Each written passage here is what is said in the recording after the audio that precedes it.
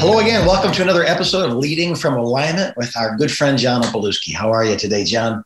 Jim, I'm doing better than I was earlier because we got to visit for about 10 or 15 minutes before we started recording. And if there's something, I think we start a lot of the conversations this way, a lot of the podcasts, but literally having good friends that you can be honest with is a blessing from God. So If you get nothing else out of this podcast, right, out of this video, just make sure you have good friends that you can be honest with, because it's such a relief. And today, speaking of good friends and all that, we're going to talk about what you learned. This is kind of an annual tradition now. Yeah. Podcast number 122 you get to tell us kind of what you learned during the previous year. What are the insights? And, from your perspective, you get to see not just your congregation as most of us do, or your organization as most of us do. You're a part of multiple organizations and congregations and staff members and people that attend and lead pastors. And so your perspective on what you learned is such a valuable thing for all of us. So what'd you learn in 2021? Well, this is, like you said, Jim, this is kind of an annual tradition. I don't know why I landed on three. I promise you I did learn more than three things last year. I think these are the three big lessons for me. It seems like every year there's two or three things that are significant moments of aha for me, or maybe something that I've been challenged with for a while, and I finally am seeing some light at the end of that tunnel. Right.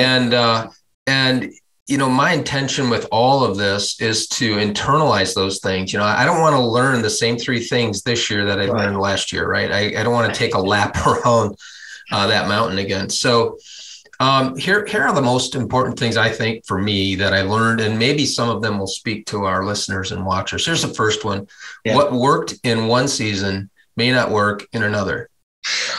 Painful lesson, right? Yeah. Because it felt like the old stuff was just starting to work. Right. And the context of that for me is 2020, when COVID was foisted on us, right? The pandemic really came to bear. It was an amazing year for Converge Coaching. It seems kind of counterintuitive, right? There was just this miraculous provision, right? In 2020, when the pandemic hit, it became official, and there was quarantine and all of that. It threw some of our plans in 2020 into turmoil. Sure. We had some cancellations, we had some postponements and some delays, and all of those, Jim, were threatening to derail our year. Right. And miraculously, no derailment occurred in 2020 for us. Almost every month in 2020, there was an unexpected door that was open to us, clients that would surprise us with over-the-top honorariums and gifts to us. It was a rough year for our world, but a God year, a record-setting year for our ministry. Yeah. And I thought, wow, this is so amazing, right? This is so good. And then we got off to this really fast start in the first quarter of 2021. And I thought, okay, hey, it's going to be a repeat of 2020. Well, it wasn't a repeat of 2020. And Jim, I don't know about you. I'd like you to speak to this. I think I get stuck in a rut sometimes in my thinking. Yeah. I make assumptions like, God is going to do things this year the same way he did things last year. Yeah. I don't know. Do you ever think like that, or am I an oddball there? No, I'm trying to find a good analogy that doesn't get me in trouble. But I've been married 33 years. As of January 14th, 33 years. Same woman, same vows, same commitments, right? Sickness and health, rich or poor, love and share, till death do us part. That does not mean that the marriage has been a repeat of 33 years. Yeah. You know what I mean? It isn't 33 1-year periods played over 30. It's every year is different. And my wife is a combination lock that changes from time to time. And I have to discover that new combination to unlock her heart to me again and again and again. And I'm sure vice versa. You know what I mean? The old analogy where You see the dashboard of a 747 and it says the soul of a woman, and then a man, just like a one toggle switch on and off with a red light. That's probably oversimplifying it, but it's not far, as well kind of from the truth as far as an illustration goes. So I think that pastoring a church has been, the better you were at being consistent, the better you were, measuring the right things, having the right disciplines, developing the right people, putting the right places. And then, like you're saying, all of a sudden, it's like a woman who just then changes. You're still in love. There's still a commitment, but you have to evolve as the lover to continue to be effective in that covenant. And pastoring has been that. We're this many people, and those are listening. My hands are right spread out. Then diminish it by 20%. That's what happened to our congregations. Well, where'd the 20% go? Nobody really knows. So we had to find a way to reconnect with them, to find out they're going to another church. They moved away. They passed away. They no longer care. Oh, we've been online every week. This is our new way of being a part of our church, is by watching online. I mean, that's a completely different set of numbers to unlock that combination lock than it was a year before. And so 2021 comes along, and we're going to use all the answers from 2020. Well, the crisis is over, but a lot of things that were rare and new solidified as normal during 2021. And so, no, it's not over. And I would say it's been good for us, because we have to go back to asking the right questions, not just the effective ones. Right. We'll find the right answers by asking the right questions.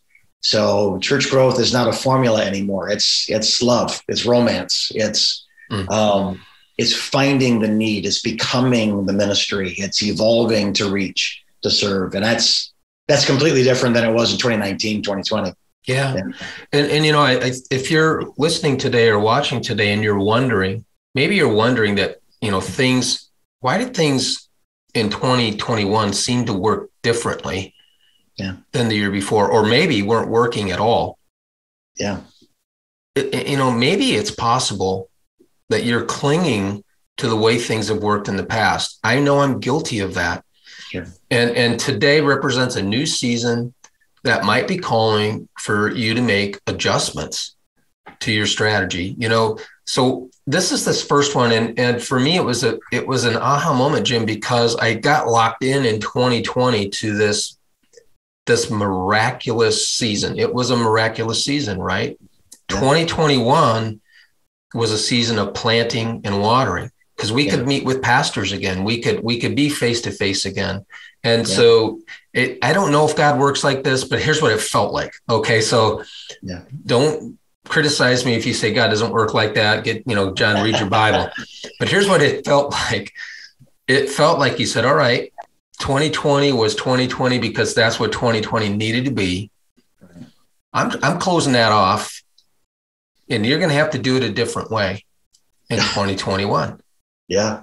And so I know that can be hard for us, like that what worked last year doesn't seem to be as effective this year. So all I would say to you is accept that and start adjusting, start innovating.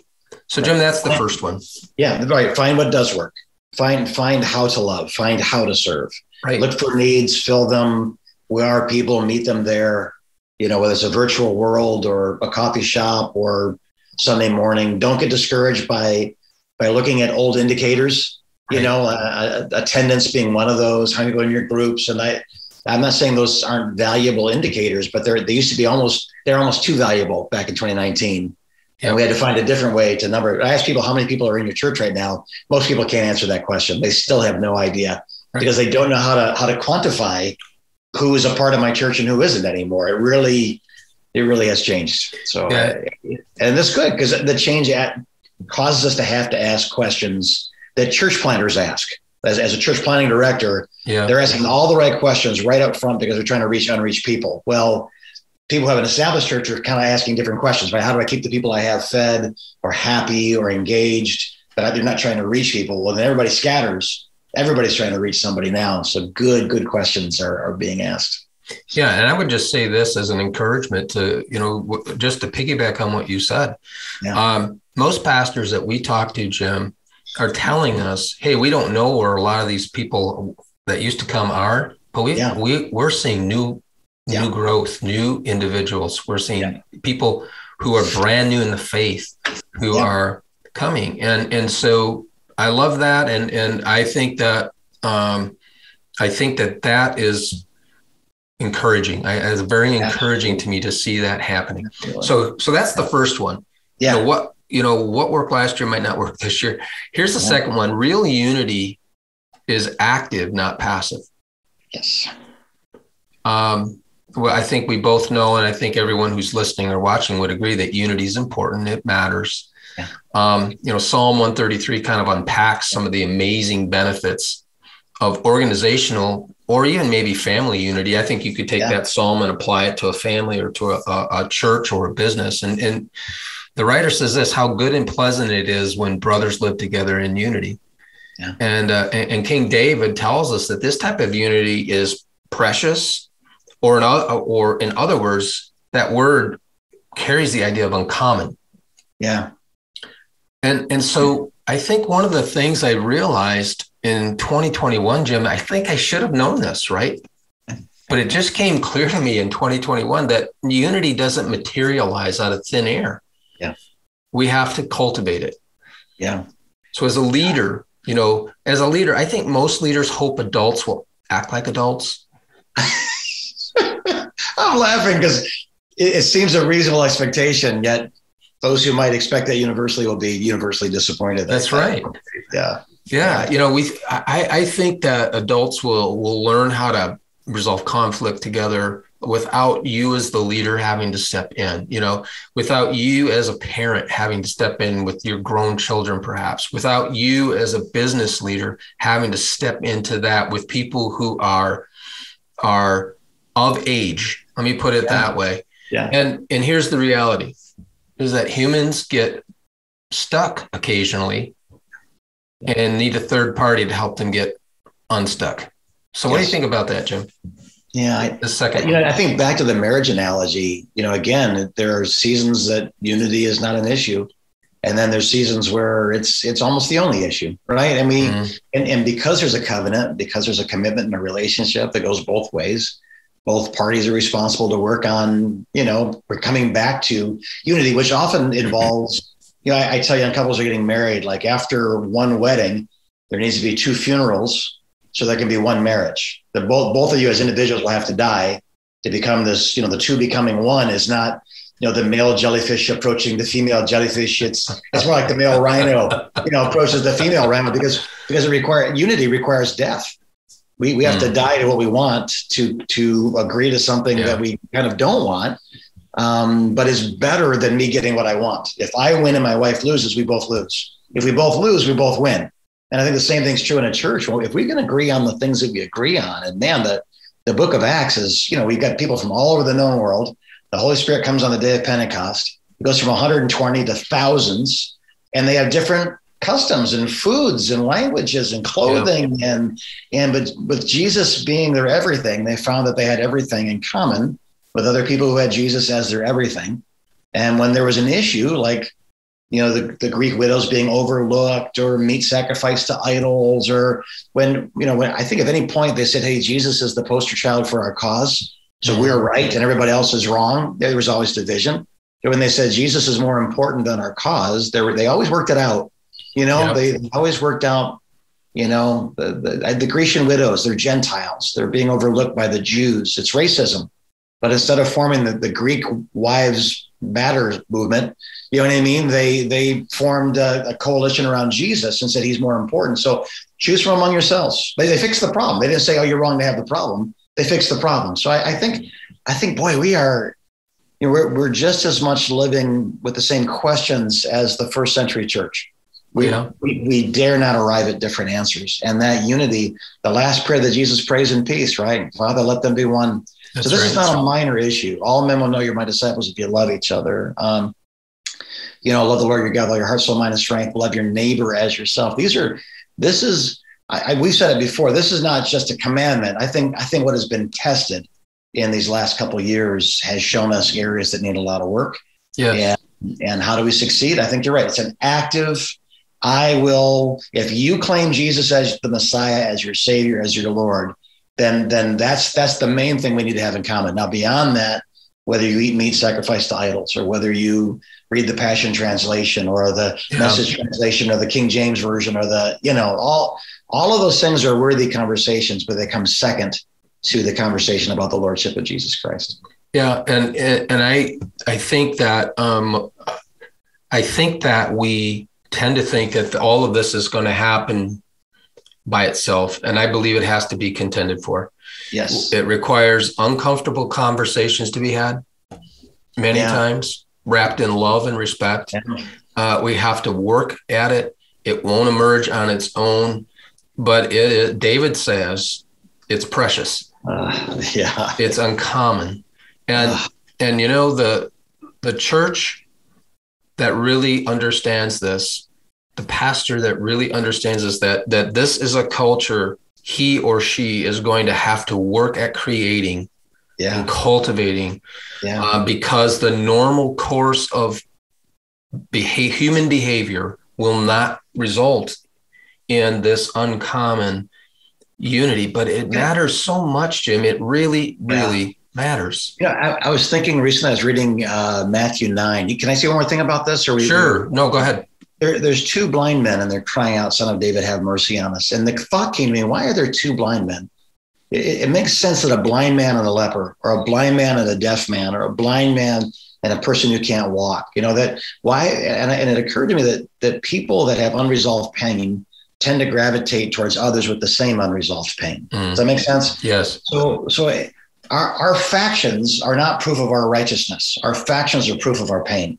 And the algorithms of social media, as soon as we say, I like this candidate, or I think this is wrong, or it starts to minimize those whom we have contact with. And so all we get is sound bites of people that are attacking the people that we'd like to attack, but we're not that eloquent.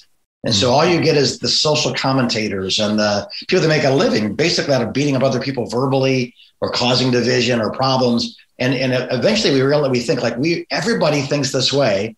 Because everybody on my feed of Twitter, everybody on my feed of Facebook, whatever it is, everybody believes what I believe. Everybody and everybody that's smart like me is, demolishing those that are stupid like you. And, so it really is it's the blind leading the blind. Literally those two guys in Matthew chapter 9, it was the blind leading the blind. And it wasn't until they saw Jesus, which is kind of an oxymoron for two blind guys. But when they saw Jesus and he said, do you believe that I'm able to heal you? Do you believe that I can do this? And they said, yes, Lord. Not just yes, but yes, Lord. When they conceded to the Lordship of Jesus Christ, they could see what they couldn't see before. And what they saw when they opened their eyes was him. And man, if the church could have any, I know it's a sermon, but it's not. It's like be careful of the echo chambers of thought that exclude Jesus or use him as their spokesperson for American exceptionalism or politics, or stop. Jesus is the king of the kingdom. And, those sorts of thoughts. It's such an important time to keep our eyes fixed on Jesus. Absolutely. And everything else is secondary. Yeah. So good. So the first one again was what worked in one season might not work in another. Yeah. Real unity is active, not passive. And here's the third one. Major success and major challenges often run in parallel. Okay. Let me explain that. Yeah. So Christ's birth was a mixture of awesomeness and horribleness. Yeah. There were the angelic announcements to the shepherds. There was the arrival of the Magi. Yeah. And then you had King Herod. Right. Who ordered the slaughter of all boys under the age of 2 in the vicinity. Yeah. So you had spectacular and horrible running in parallel with each other. And as I reflect back on 2021, Jim, the highs were high. Yeah. And the lows, they were really low in 2021. And it can get confusing because when you're riding the crest of the high, you think, man, this is just the way it's going to be. Why is this nasty thing happening at the same time? All these good things are going on. Yeah. And I'm wondering, Jim, if this is really the normal course of life. Yeah. That, hey, you can be experiencing incredible progress in your professional life and incredible problems at the same time. Yeah. And that works personally. too. Yeah. You can be experiencing wonderful health in your personal life and simultaneously be dealing with major struggles in your personal life. And if you're like an either or person and not a both and person, this will drive you crazy, right? Because and so, I think if we don't understand this one, Jim, we'll live life on an emotional roller coaster. Yeah. Right. And we'll vacillate. That's a good picture. Yeah. It will vacillate between hope and despair, joy and sorrow. Right. I don't know. What do you think about this third? Yeah, it was a comedian, but I thought the comedian made a very valid point. He said life is a variety of ups and downs, and Jesus promised to give us life more abundantly. And as much as he got a giggle out of the crowd, I think it's a pretty, the people that followed him certainly experienced joy that they could have never experienced without following him. And most of them were murdered because they followed him. Both statements were true. Right. So I think it's a great observation. I think what's nice about once you say it, once you verbalize it, I now have a box to put the reality of my life into that feels like it's not out of control, if that makes sense, because the highs are not really that encouraging if the lows are that discouraging. And the lows can't really be that discouraging if the highs are actually that encouraging. You end up kind of, in a malaise instead of a celebration of life. So I think that observation, it helps me know when I'm having a bad moment to also stop and count the good moments that I've had recently and let the one temper the other, if that makes sense. Because faith is not a promise this is in heaven, right? There's a lot of good things, a lot of bad things, and we're stuck in between those things, choosing who we're going to trust. That really is life in a nutshell. This isn't Miami Beach. This is Omaha Beach. And there are some pretty scary realities to our everyday life.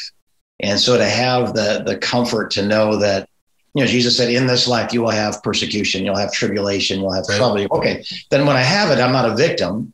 This is what I should be expecting. And in this life, you have joy unspeakable and full of glory. When I have it, I shouldn't be afraid of losing it. This is normal. And that is normal. And that is the Christian life, is the highest of highs, the lowest of lows. Because when you love, you're going to get hurt like nobody else, and you're going to experience joy like nobody else. There you go. That's the way it works. So that's such a great example of that. Yeah. I think though, you just verbalizing it though is going to help me and help those that are listening and watching to say, okay, there actually is a sane container to put the insanity of my life into. Yeah. That makes sense. And I think, as I've thought about this one, Jim, I came to this thought conclusion, and I don't know if it's totally accurate. I think that it's true that life is never all good or all bad. Yeah, no. It's always a mixture. Yeah, right. Of the two, often with both happening in close proximity to each other. And it can get confusing sometimes, but because it confused me. I'll be transparent. Yeah. I thought the first quarter of 2021 was unbelievable. Yeah. In the second quarter, I get COVID and I'm sick for 5 weeks. Yeah. Not a very good quarter on a lot of levels. No. And the year was like that. And I felt confused by it, I guess, Jim, for a while. It's like, God, I don't understand this. And then the aha moment was, look, this stuff runs together. Yeah. You can see it in scripture. And if you really truly take an honest look back at your life, you would say that that's the same. Yeah. That life is this wonderful mix of greatness and things that aren't so great. And the better I love the idea that you said, I can now put this in a box that makes some sense to me. Right. And the better we can do that, I think the more stable you'll be, right? The more, the better leader you'll be, because you're not riding the whatever the new one is at Cedar Point, the new roller coaster. I've lost track. I'm not a youth pastor anymore, so I don't know. The Blue Streak, right? Isn't that the new one? Oh, no, Jim. That's the one that's like 80 years old or something like that. We're the ones that are like 80 years old. That's why I know that one. But yeah, there's a leader saying he who can keep his head when all others lose theirs, something, right? There's that. I think that observation of again, wisdom would stay calm where inexperience would panic. Right. Wisdom would not get too far into, leaning in towards pride. I'm so good at this. I'm so good at this without, I've heard people say life is like baseball. If you struck out last time you're up, or you got a home run last time you're up, it really doesn't matter because you're up again. Mm-hmm. There is a batting average, there is a score, but it's still you against 9 guys that are good at their job every day when you wake up. Yep. And so if you got a home run yesterday, that's no guarantee you're going to even connect with the ball this time. It just means that was a good day and celebrate it. And this time you struck out. That's baseball. That's, that's why we when somebody has a batting average of 400, we talk about it because it's so rare to get on base 4 out of 10 times. Right. It's one guy against 9, and it's you against every day you wake up. It's you against a lot. But you're I don't know, just it's temporary. We win the game in the end, and that's comforting. So I would encourage those who are listening or watching today to be reflective. Think about, and I don't want you to be reflective to the point where you get stuck and you're not thinking about this year at all. But I think it's always good to take the year into account and say, God, what were the big ones? What were the big things that you just laid on me this year that really were meaningful, that really were transformational, and let those things sink deeply into your mind. Right. And into your heart and carry you forward into 2022. I said it earlier, I don't want to take another lap around these same 3 mountains in 2022. I want to learn them, and I want them to propel me into this year. And I believe that you and I, Jim, genuinely want the same for those who are listening or watching today. So, Jim, that's what I've got today. Yeah, I think you get smart by reading a book. I think you get wise by observing your life. The unobserved life is a wasted life. And to have that time, even if our life doesn't parallel exactly what your 3 things, that's on our 3 things, the exercise itself is fruitful for us to go back. What did I learn about myself? What did I learn about my family? What did I learn about ministry? And really, it happens so quickly and so consistently. I think it's hard to be wise if you don't stop and actually write down, I learned this. Once you do that, it's yours. You get to take that to heaven with you. Yep. Yeah. And Jim, I do that through the year. So I didn't get to the end of the year with nothing on the list. As the year unfolded, something big came to me. It went in my journal. And so it's a compilation of really being, I think, it's a compilation of being reflective throughout the year. And so we want to encourage you to do that because we love you and we want you to just have more stability in your leadership in your life. And because we know everybody benefits when that happens. Right on. Well, John, thank you for your insights and your heart for leaders and especially for pastors. And if someone wanted to continue this conversation with you, how would they do that? Super easy. They just go to our website, convergecoach.com, and click the contact us link. And that starts a conversation with us. Right on. That's simple. You're a click away from a conversation that doesn't cost you a thing and can benefit you for the rest of your life. So God bless you, our watchers and listeners. We are here for the one express reason of, the vision of Converge Coaching. It's to help. It's to help you grow so you can help grow things and to do it in a healthy way, a repeatable way. So you won't be a boss, you'll be a father, you'll be a mother. And so God bless you. You're in our prayers and in our hearts and in our thoughts. And we look forward to meeting with you again soon as you continue to lead from alignment.